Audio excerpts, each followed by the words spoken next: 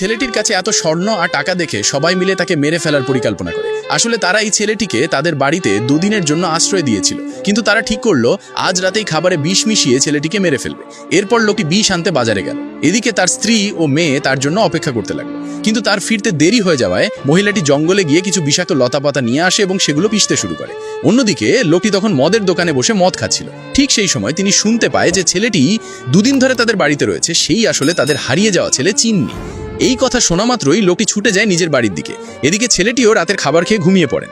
তখন মেয়েটি কাছে গিয়ে দেখে সে এখনো বেঁচে আছে। এটা দেখে মেয়েটি তার গলা কেটে হত্যা করে। ঠিক তখন লোকটি বাড়ি পৌঁছে দেখে ছেলেটি মরে পড়ে আছে।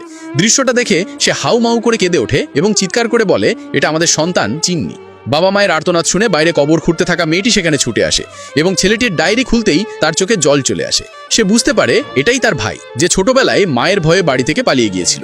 এরপর পুরো পরিবার সেই বিষ মিশানো খাবার খেয়ে নেয় এবং নিজেদের বাড়িতে আগুন লাগিয়ে দেয়, আর শেষ পর্যন্ত পুরো পরিবার একসঙ্গে আত্মহত্যা করে।